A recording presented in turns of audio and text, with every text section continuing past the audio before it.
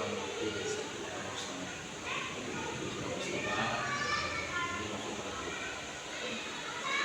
Terkait dengan perencanaan pembelajaran Pak, bagaimana Bapak menyiapkan modul ajar sebelum mengajar akidah akhlak?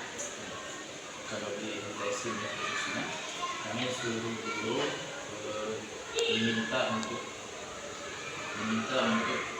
membuat modul ajar atau PPP sebelum memasuki pembelajaran ini.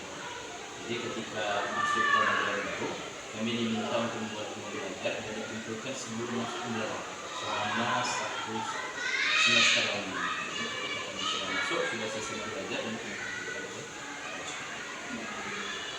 Kemudian Pak, bagaimana strategi atau metode yang direncanakan untuk meningkatkan keaktifan dan pemahaman siswa? Biasanya saya lakukan kelas itu, saya menyampaikan pertanyaan dari mereka yang bisa berkenan langsung saya kasih reward hadiah. Kemudian bagaimana Bapak menyesuaikan RPP dengan karakteristik siswa dan visi madrasah? Bagaimana Bapak menyesuaikan RPP atau modul ajar Bapak dengan karakteristik dari siswa dan visi madrasah, tujuan dari madrasah? Tujuan madrasah ini kan menjadikan anak itu rajin belajar, rajin sholat, rajin ngajinya, bagus maksudnya. Khusus saya dia tidak akhlak, saya menyesuaikan RPP dengan kebiasaan sehari-hari dan juga sinkron dengan RPP. Jadi saya membiasakan anak-anak RPP seperti Kemudian Pak, pertanyaan selanjutnya terkait pelaksanaan pembelajaran. Bagaimana Bapak melaksanakan pembelajaran akidah akhlak di dalam kelas?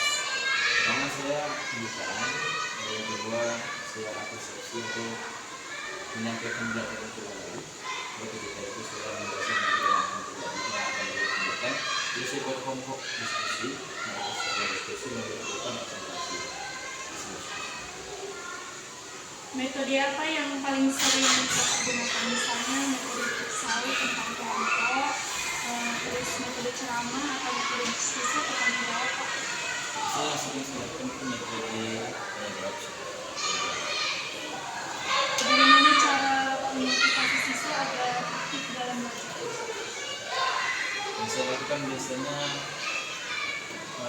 memberitahu mereka ketika mereka salah. Karena ketika mereka salah, saya kasih tahu apa salah mereka dan mereka tidak akan memulai kembali. Jadi mereka dapat kebenaran. Bagaimana media atau alat apa yang membantu Bapak ketika belajar dan Bapak gunakan ketika belajar akidah? Saya menggunakan laptop dari PowerPoint dan Kemudian bagaimana cara Bapak mengatur waktu siswa dan sarana agar pembelajaran berjalan efektif? yang pertama pembelajaran, baru 10 menit itu saya menjelaskan dan sisanya diskusi dan penelitian ada 20 menit. Bagaimana pembagian kelompok belajar yang dilakukan agar semua siswa terlibat aktif? Yang saya lakukan itu menurut saya, ketika saya menyusun kelompok, saya panggil kelompok tanpa harus mereka yang mencari sendiri karena mereka menjadi yang sesuai dengan Ini terkait evaluasi pembelajaran. Bagaimana bentuk evaluasi atau penilaian yang dilakukan setelah pembelajaran? juga evaluasinya seperti ujian kelas itu saya akan menilai, tapi kalau menilai satu orang dan kami akan tindakan melihat mereka selama itu. Kemudian bagaimana tindak lanjut jika ada siswa yang belum memahami materi?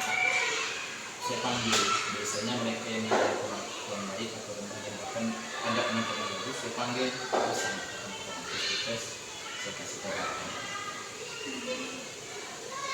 Kemudian apa upaya Bapak untuk meningkatkan hasil belajar siswa dari waktu ke waktu?